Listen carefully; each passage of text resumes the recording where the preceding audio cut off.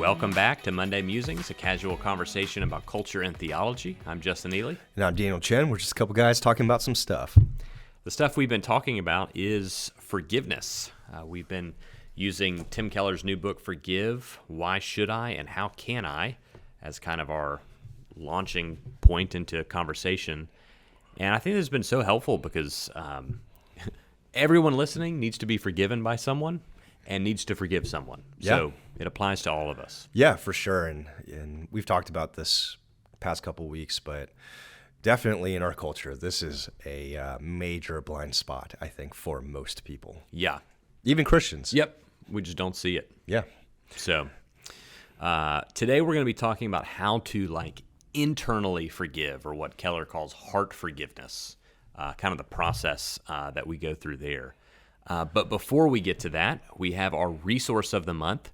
And for this month, it's podcasts for both of us. It is, yes. What do you got? Podcast, we're like it's not just, don't just listen to our podcast. We're not a selfish podcast. We're a giving podcast. We are a giving podcast. We'll recommend other podcasts. Yeah. Yeah. And they should recommend us. They too. should. Yeah. Now that we're talking about it, if you have gotten something out of this podcast, we'd love for you to give a like or a share. And the best way for us to grow is just if you share with a friend. So we love to help people get to know God better and how to live their lives in a Christ-centered way. Absolutely. And if you are a podcaster, we'd be happy for a small honorarium of a minimum of $1,000 each to be guest on your podcast. That would be amazing, actually. We'll do it for free. But yeah, if you're a podcaster, we'd love to join podcasts with you. Yeah, we'll charge you anywhere between $0 and $1,000. So, depending on how big your audience is, the number will be lower for us. Right, for sure. But so my resource of the month is a podcast called How to Take Over the World. And honestly, it's a podcast that is just a guy who reads biographies and summarizes them. That's essentially what the podcast is. Yeah.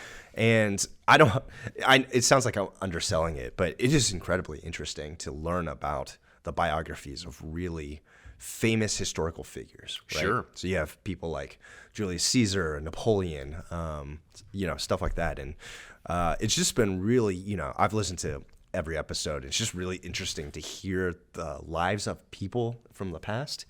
I think if you're a history buff, this is definitely for you. But even if you don't like history, I think it's just super interesting to hear about the lives of people who formerly,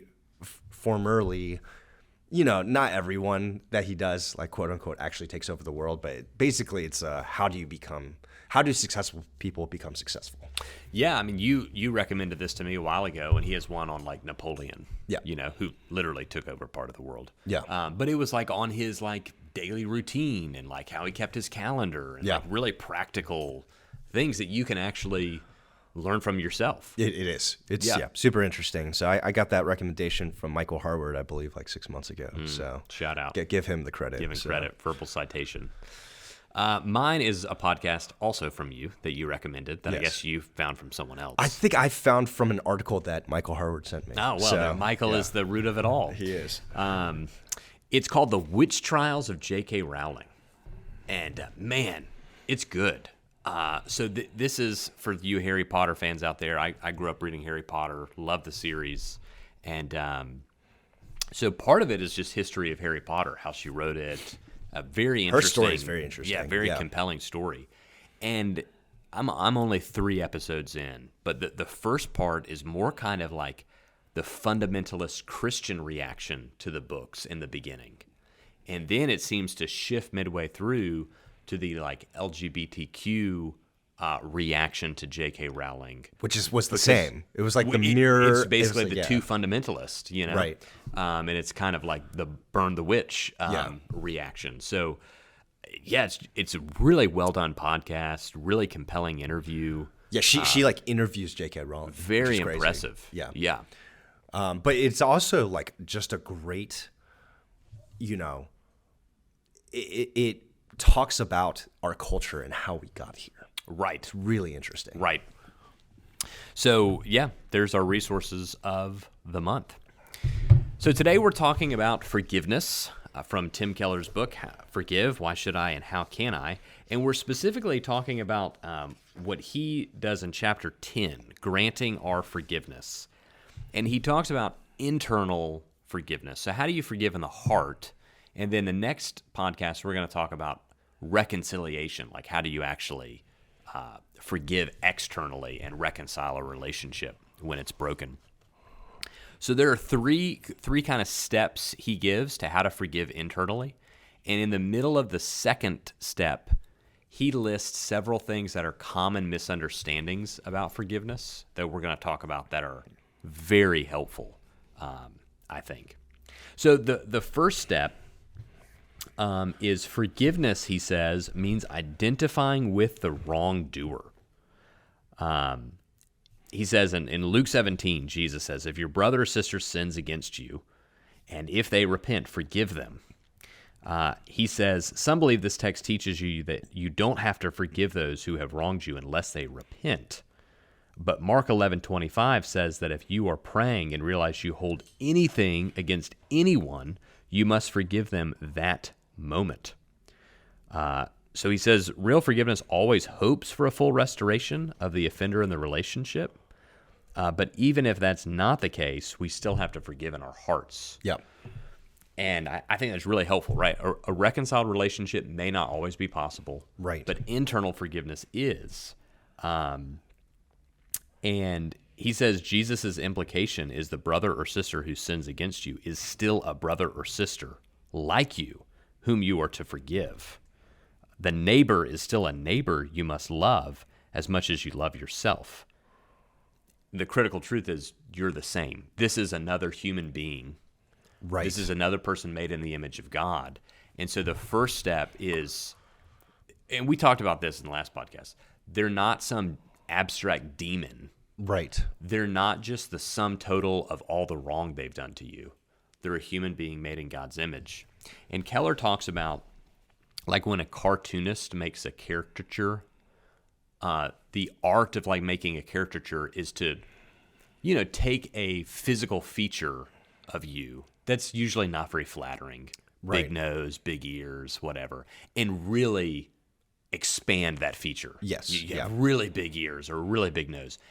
And when we refuse to identify with the wrongdoer, that's what we do in our hearts. We caricature them, and we take their worst qualities, and we make that the full extent of who they are.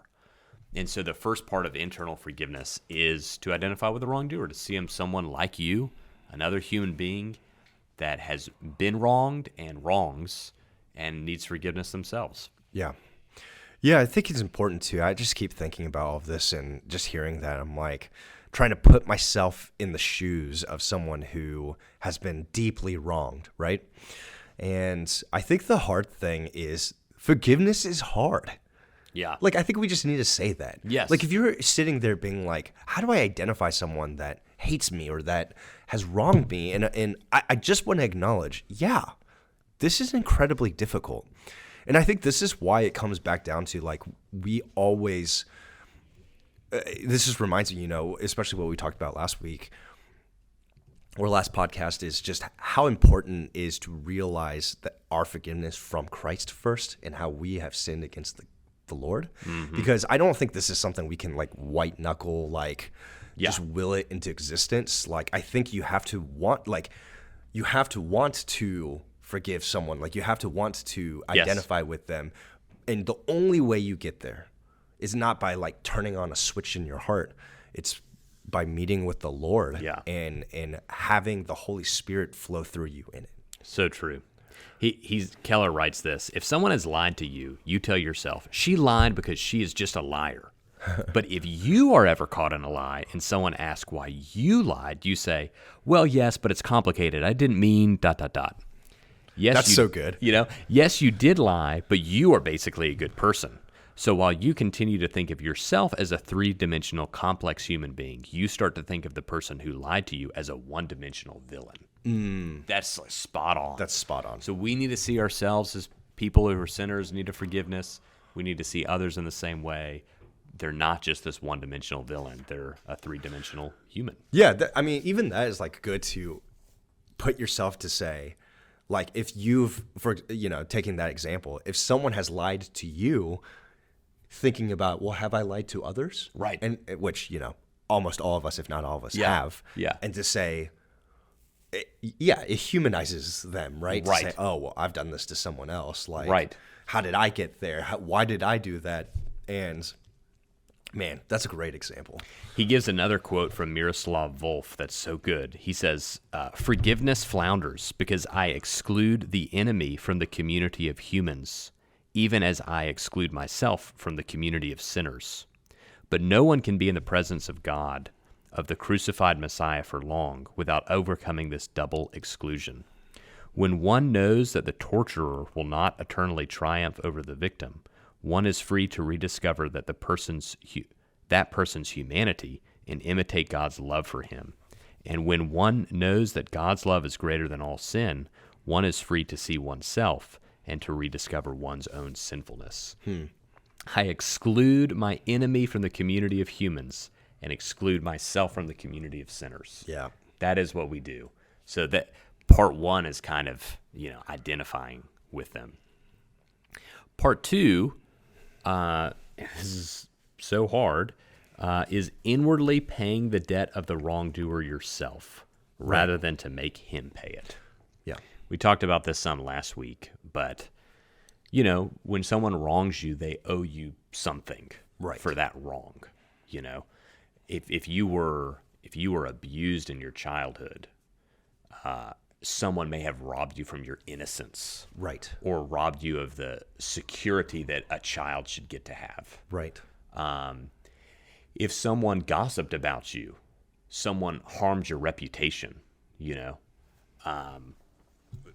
if someone literally stole something from you, they actually took a physical thing from you, and forgiveness means, okay, I've decided this person owes me my innocence, or they owe me my security, they owe me my TV that they stole, they owe me a part of my reputation that I'll never get back, and I'm going to make the decision.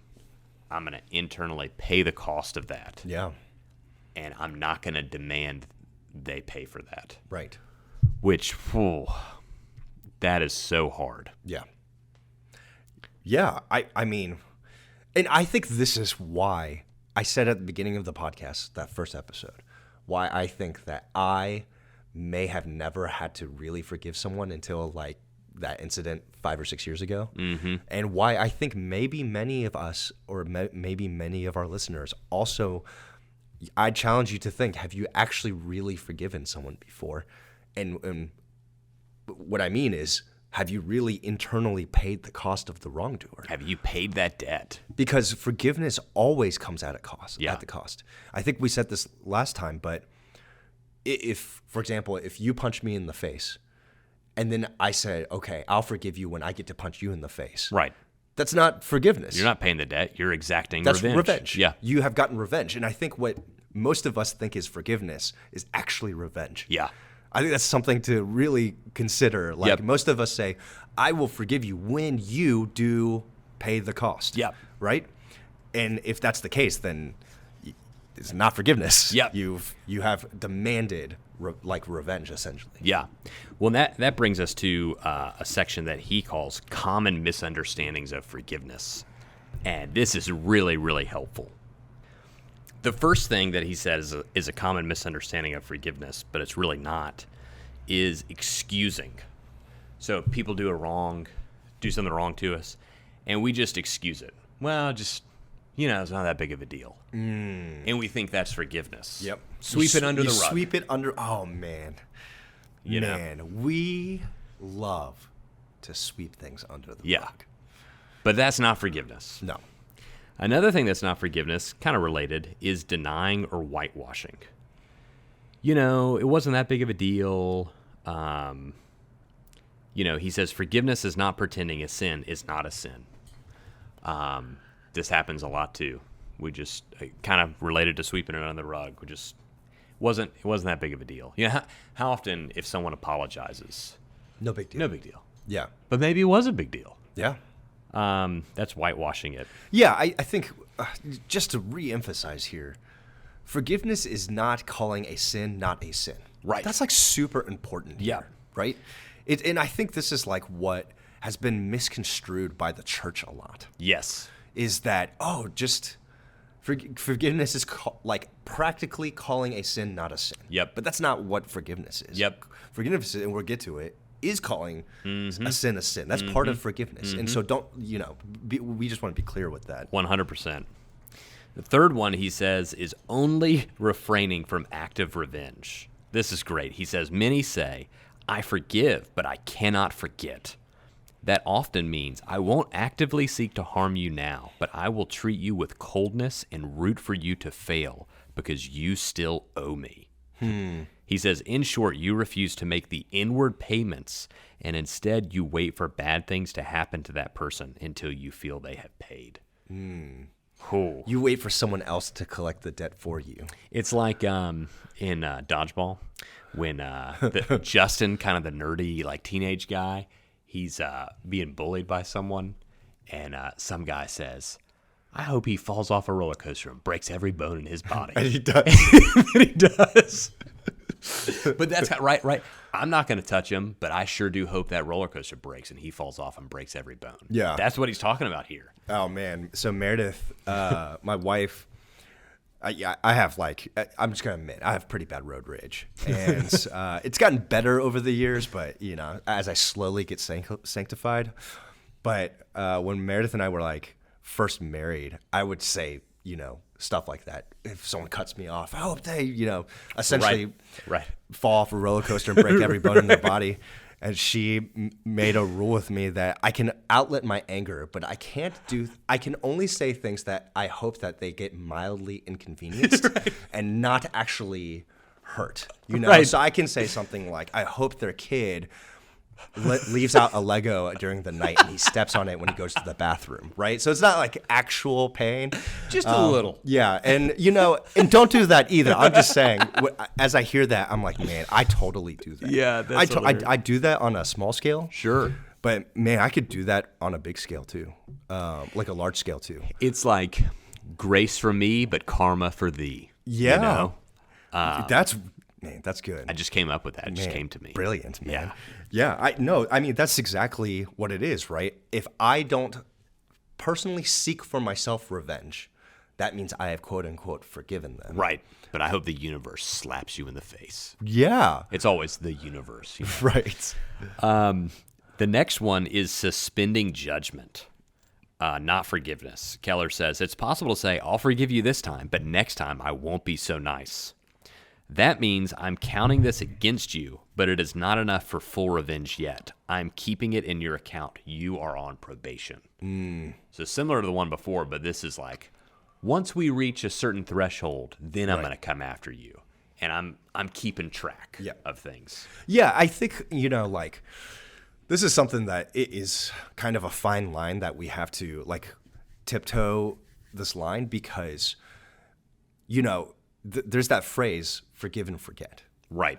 And I think we talked about last time that if you forget and forget, or forgive and forget, what happens if you've, example, gone through abuse? Mm-hmm. You don't need to forget that you've been abused or continue to let your abuser back into your home, for example, right? Right. That forgetting isn't helpful for that kind of thing. You're not excusing people's sin. Mm-hmm. But at the same time, what Keller's saying here is if you hold on to it, and hold it against them.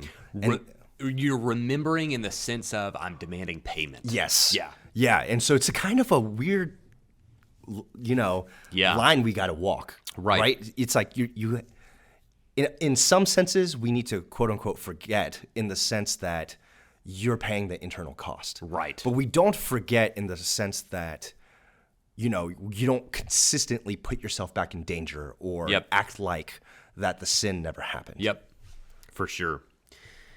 The next one, he says, this is not forgiveness. A common misunderstanding of forgiveness is weaponizing condescending mercy. So the idea here is, look how amazing I am. I've forgiven you, you worm of a human being who did so much wrong to me. Aren't I an amazing, benevolent, wonderful human being for doing this to you? Yeah. He said that is not forgiveness. He says, you're actually saying, you owe me a lot of bowing and scraping since I did not go after revenge. You owe me for how benevolent I am to you. Yeah. Yeah, so it's kind of like, I forgive you of this debt, but here's a different kind of debt. Now You got to pay it. You've kind of transferred the debt, Yep. right? Right. Another one he says is abandoning justice. I'm just going to read this. It was so helpful. He says, justice is calling the wrongdoer to admit the sin to God and the wronged, and to bear whatever penalty either God's law or human law requires. Justice is pursued for God's sake, for the other potential victims' sake, and even for the perpetrator's sake. It is never loving to allow someone to go on sinning in a grievous way. Galatians 6:1. People tend to either seek personal revenge in the belief that that is justice, or not seek any justice at all. One is vindictiveness and the other is cowardice. We've seen this a lot in, like, unfortunately, like church abuse scenarios. Yeah. Of like, oh, well, to forgive him means to not call the cops. Right. Right. And that's just not true. Yeah. Yeah. It makes me think, we talked about the South Carolina shooting where the racist guy came into the church and the church members went to the trial and forgave him. Right. But it wasn't like, okay, now we don't want the cops to arrest them and Right. he doesn't need to go to jail for his Right. crimes. And it's like, no, they forgave him and he went to jail. Yep. Like, and that was right. Right. It was right for him to go to jail for the things that he did. Yes. Yeah, that's good. And the last one, I think this is so helpful, is forgiveness. A common misconception is that it is immediate trust. Okay, you forgive and forget, and that means you got to trust the person 100%. And, again, in like abuse cases and stuff, for example, forgiveness does not mean forgiveness for a child molester does not mean to allow that person alone with your kids. Right. Right. Yeah. And that's like a totally Don't wrong do way that. to look at it. Yeah. Don't do that. Trust is restored. I think there are some things so grievous, honestly, like child molestation, where trust will never be able to fully be restored. Agreed. Forgiveness can be offered, but you're never leaving your kids alone with that person. No. Okay? So that doesn't, to choose to not leave your children alone with that person doesn't mean you haven't forgiven the person. Correct. And then there are other things that, you think of if your spouse commits adultery on you, and they're genuinely repentant. Right. That doesn't mean trust is fully restored immediately. No way. It takes time. It takes time to heal. It takes time to build back trust. It takes time to show you're trustworthy. Doesn't mean it takes time to earn forgiveness, right? That we've said that's a debt you have to pay. Forgiveness means to absorb that debt. So you're not extending this as like you're on probation or, I'll forgive you when you pay the current amount. But trust is different than forgiveness. Yes. And I think sometimes we force people into this, you got to fully trust them if you've really forgiven them. And Keller says that's not accurate. Yeah, trust is, you think about it in terms of deposits and withdrawals, right? In a bank account. Right. And if someone comes and overdrafts immediately, if you had $1,000 in there, they draft $2,000. It's going to take some time for that trust to be built back up. And he even points out that even Jesus did not automatically restore Peter until a thorough process, which we read about in John 21. Huh. So trust takes time to be built back up.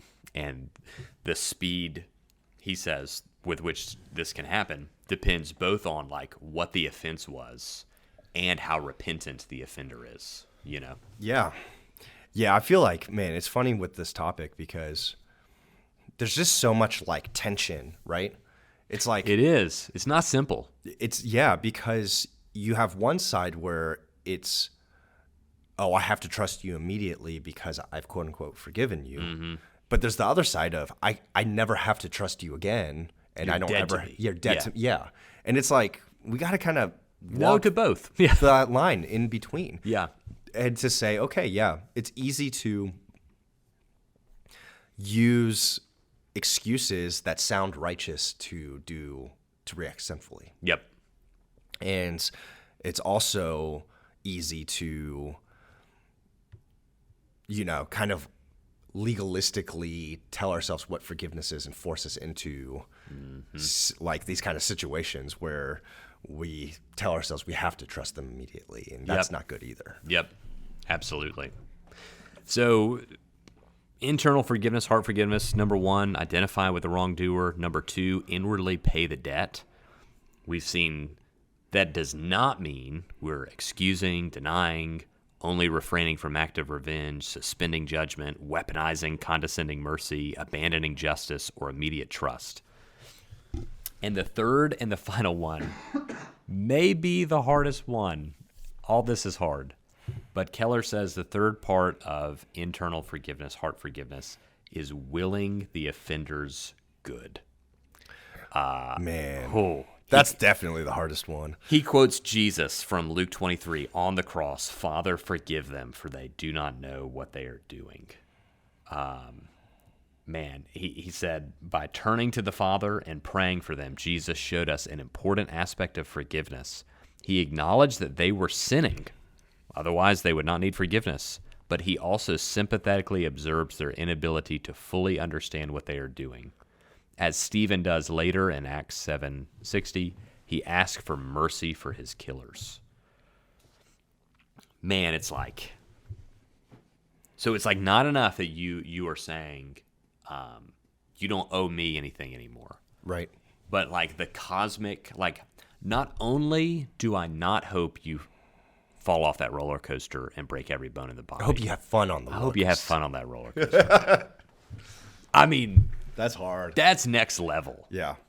And maybe that's maybe a good test of whether or not you've actually forgiven someone that has wronged you is when you see good things going on in their life, are you ticked off about it? Yeah. Or are you good for them? Yeah. And most of us, if we're going to be honest, probably get a little ticked off. Yeah. I think the most interesting thing is when you're in a neutral state. Yeah, you're like, I don't really want things to go really well for you, but not really bad either. Yeah. I'd prefer you have an average at best life. Yeah. Yeah. So that's kind of the process for internal forgiveness. And it's probably something all of us need to work on a bit. Yeah. Reflect on at least. And yeah, I think this is a helpful paradigm for next time someone wrongs you. I know I'm thinking about it and to say, okay, this is helpful because I now have a process that I can ask myself, am I working through? Yeah. So hope this was helpful to you. Would really encourage you to buy this book and read it. It's very good, very practical. And then next time on the next podcast, we'll talk about how to seek restoration in a relationship, reconciliation, or kind of external forgiveness. So until then, we look forward to talking to you.